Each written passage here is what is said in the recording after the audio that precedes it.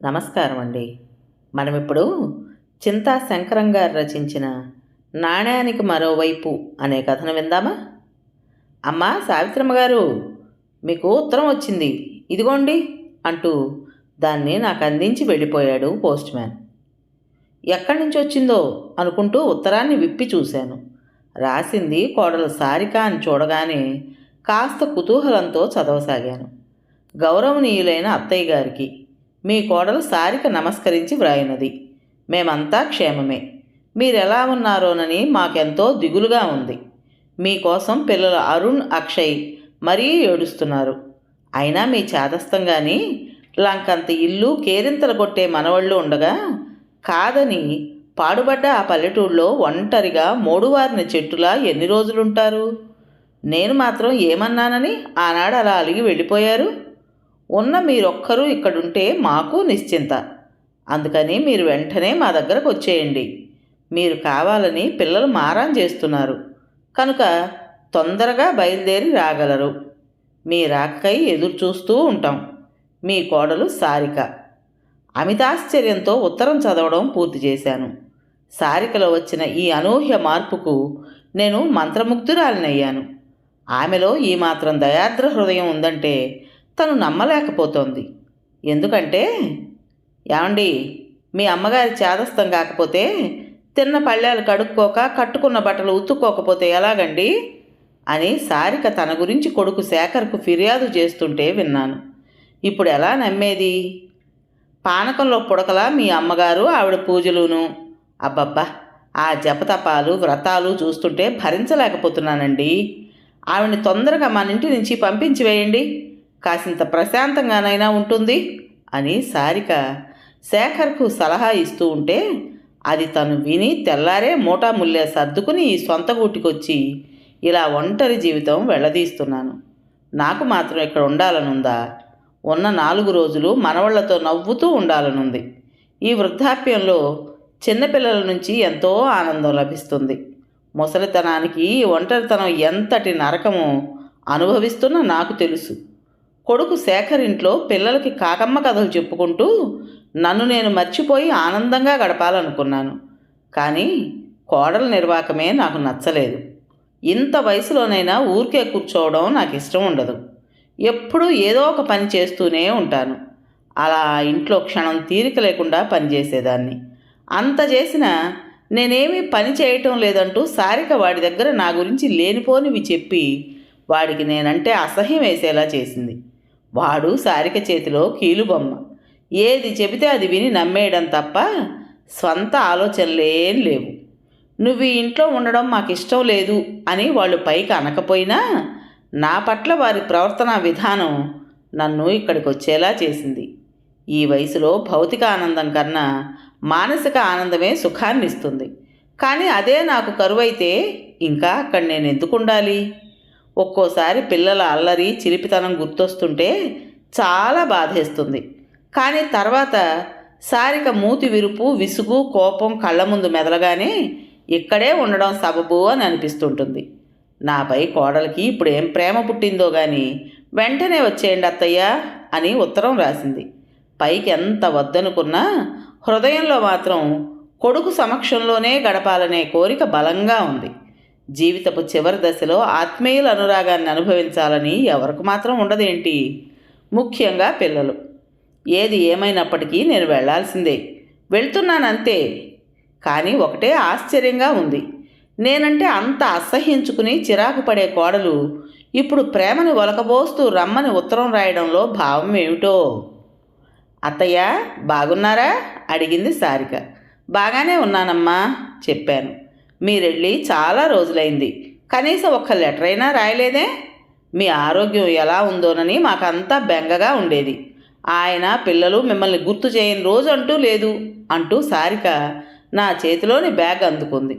సారికకు ఆ మాటలు హృదయంలోంచి వచ్చాయో లేక మనసులోంచి వచ్చాయో తెలియదు కానీ మొదటిసారిగా కోడలు నాతో ఇంత తీయగా మాట్లాడటాన్ని ప్రపంచంలోని 8వ వింతగా ఫీల్ అయ్యాను. శేఖర్ ఇంకా రాలేదా అమ్మా అడిగాను. రాలేదత్తయ్య. మరి పిల్లలో? అదిగో ఇప్పుడే స్కూల్ నుంచి వస్తున్నారు, వెనక్కి తిరిగి చూడండి అంది. నేను వెనక్కి తిరిగి చూడకముందే అరుణ్, అక్షయ్లు నన్ను చుట్టేసుకున్నారు. అరుణ్కి 8, అక్షయ్కి 6 ఏళ్ళు ఉంటాయి. బాగున్నారా? వారి తలలు నిమురుతూ అన్నాను. ఓ అన్నారిద్దరు. కాళ్ళు కడుక్కుని అన్నం తినడమే ఆలస్యం. అనగనగా ఒక రాజు అని మొదలుపెట్టారు. రోజులు చాలా ఆనందదాయకంగా గడుస్తున్నాయి. వికసించిన ప్రతి పువ్వు ఆనందం అనే పరిమళాన్ని గుబాళించినట్టు ప్రతి మనిషి ముఖంపై వికసించే చిరునవ్వు వారికి ఆనంద సౌరభాన్నిస్తుందని తెలుసుకున్నాను. ఈ ఆనందాన్ని నా స్నేహితురాలు లక్ష్మికి చెప్పడానికని ఓల్డేజ్ హోమ్కి ఫోన్ చేశాను. కాసేపటికి లక్ష్మి లైన్లోకి వచ్చింది. హలో లక్ష్మి, బాగున్నావా అడిగాను. సావిత్రి, నువ్వా? నేను బాగానే ఉన్నాను, కానీ ఎన్ని రోజులకి ఇలా దయచేశావు? ఇంతకీ నువ్వెలా ఉన్నావు? ఎక్కడుంటున్నావు? కొడుకు శేఖరం ఇంట్లోనే ఉంటున్నాను. కోడలు నన్ను బాగానే చూసుకుంటోంది. నేనెంతో హ్యాపీగా సుఖంగా ఉన్నాను ఇక్కడ అన్నాను. నాలా ఇలాంటి సుఖం ఆమెకు దొరక్కపోతున్నందుకు నాపై ఈర్ష్యతో ఫీల్ అవుతున్నదని తెలుసు. మంచిది, నువ్వెంతో అదృష్టవంతురాలివి. నాకంత భాగ్యం లేదు. నేను చిన్నగా నవ్వుకుంటూ అహాన్ని ముఖం నిండా పులుముకున్నాను. తనే అంది, ఎప్పుడైనా నీ వాళ్ళ నుండి నువ్వు దూరం అయితే మాత్రం తప్పకుండా ఇక్కడికే వచ్చేయి అని. మంచిది అని చెప్పి ఫోన్ పెట్టేశాను. ఆ హోంలో ఉండడానికి నీ అంత దుర్గతి నాకు పట్టలేదులే. ఇక్కడ నా కొడుకు, కోడలు, పిల్లలతో ఎంతో సుఖంగా ఉన్నాను అని మనసులో కాసింత గర్వంగా ఫీల్ అవుతూ అనుకున్నాను. లక్ష్మికి 2 కొడుకులు. భర్త ఎప్పుడో పోయాడు. ఆమె చేతిలో ఆస్తి ఉన్నంతకాలం కొడుకులు ఆమెను బాగానే చూసుకున్నారు. ఎప్పుడైతే ఆ ఆస్తిని కొడుకులకు పంచి ఇచ్చిందో ఆ క్షణమే లక్ష్మిని బయటికి గెంటేశారు. ఇక వేరే దిక్కు లేక ఓల్డేజ్ హోంలో జీవనం గడుపుతోంది. అది లక్ష్మి బయోగ్రఫీ. తీరిక లేకుండా పనిచేయటం నాకు అలవాటే కదా. అందుకని కోడలు చేసే ఇంటి పనుల్లో ఆమెకు సాయపడసాగాను. ఇల్లు ఊడ్చడం, గిన్నెలు తోమడం, వంట చేయడం, పిల్లలకి స్నానం చేయించడం, దగ్గరుండి అన్నం తినిపించడం, బట్టలు ఉతకడం వగైరా పనులన్నీ చేస్తూనే ఉన్నాను. వద్దత్తయ్యా, మీరేం పని చేయొద్దు, మీ ఆరోగ్యం బాగాలేదు, అయినా నేనున్నానుగా, ఈ వయసులో మీకెందుకీ శ్రమ అని సారిక ఎంత వారించినా చేస్తూనే ఉన్నాను. అలా అని చేయకపోతే నాకేం తోచదు. రోజులు గడుస్తున్న కొద్దీ రాను రాను ఈ ఇంటి పనంతా నేనే చేయాల్సి వస్తోంది. కోడలు నామమాత్రంగానే చేస్తోంది. పొద్దున సారిక లేటుగా నిద్రలేవడం వల్ల పని భారం నాపై పడుతోంది. పని ఒత్తిడి పెరిగే కొద్దీ నాకు చాలా కష్టంగానే ఉంది. అత్తయ్య, పనంతా మీరే చేస్తున్నారు, అలాగని మీకు కష్టం అనిపిస్తే మాత్రం చేయకండి అంటూ ఉంటుంది సారిక. మరికొన్ని రోజులు గడిచేసరికి ఇక ఇంటి పని నా బాధ్యతే అయింది. ఇప్పుడు సారిక ఏ పని ముట్టుకోవడం లేదు. కనీసం తను తిన్న పళ్ళెం కూడా కడుక్కోవడం లేదు. నాకేమో చిరాకు, విసుగేస్తోంది. అనుక్షణం పని పని పని. అసలే పెద్దదాన్ని. అధిక పని, తక్కువ తిండి అయ్యేసరికి నా ఒంట్లో శక్తి సన్నగిల్లింది. పని పెరుగుతోంది, బలం తగ్గుతోంది. ఒక్కోసారి దుఃఖం వచ్చేస్తోంది, ఏడ్చేస్తాను కూడా. నేను వచ్చిన మొదటి రోజుల్లో వద్దొద్దు, మీరు ఏ పని ముట్టుకోవద్దత్తయ్యా అన్న సారిక ఇప్పుడు చిరునవ్వుతో నాకే పని హుకుం జారీ చేస్తోంది. ఏ కొంచెం ఆలస్యమైనా ఆ పని చేయండి, ఈ పని చేయండి అని మర్యాదగానే చెప్తోంది. కొంచెం కటువుగా, కోపంగా చెబితే నేను చేయనని మొండికేసేదాన్ని. కానీ ఆప్యాయతతో చెప్తోంది కాబట్టి చేయకుండా ఉండలేను. భౌతిక ఆనందం కన్నా మానసిక ఆనందమే నాకు సుఖాన్ని ఇస్తుంది. కాబట్టి సారిక ఆత్మీయత నా మనసుకు సుఖాన్ని ఇవ్వడం వలన ఆ పని చేయటం అనే భౌతిక కష్టాన్ని కాదనలేకపోతున్నాను. అయితే ఆ మొహాటమే నా పీకల మీదకి వచ్చింది. ఆరోగ్యం క్షీణించింది. మంచం పట్టాను. మధ్యాహ్నం సారిక ఫోన్లో వాళ్ళ అమ్మతో మాట్లాడుతోంది. అమ్మా, నేను సారికను మాట్లాడుతున్నాను. ఎవరు? అత్తయ్య గారా? నిద్రపోతున్నారు. అవును, పనంతా నేనే చేస్తున్నాను. తప్పింది కాదు. అత్తయ్య కోలుకుని పనిలోకి రావాలంటే చాలా టైం పడుతుంది. అత్తయ్య ఉంటే ఇంటి పనంతా చేస్తుందని పని మనిషిని మానిపించేసి అత్తయ్యతో చేయిస్తున్నాను. అత్తయ్య ఉండడం వలన 1 సంవత్సరంలో పని మనిషికి పోయే డబ్బును ఆదా చేశాను. అత్తయ్య ఏదో పని మనిషిగా పనికొస్తుందని కాస్త ప్రేమను ఒలకబోస్తున్నాను అంతే. దాంతో ఆమె తెగ సంబరపడిపోతూ ఈ ఇంటి చాకరీ చేస్తోంది. ఏదో పనికి పని, అత్తయ్యను కన్నతల్లిలా చూసుకుంటున్నానన్న గుర్తింపు ఈ రెండూ లభిస్తున్నాయమ్మా అంటూ ఫోన్ పెట్టేసింది సారిక. ఇది విన్న నాకు మతిపోయినట్టయింది. అనుబంధం తెరచాటున ఎన్ని కల్తీచార్లు! ఇన్ని రోజులు తనున్నది ఆఫ్టర్ ఆల్ ఒక పని మనిషి స్థానంలోనన్నమాట. నన్నెంత స్వలాభం కొరకు వాడుకుంటున్నదో ఇప్పుడు తెలుస్తోంది.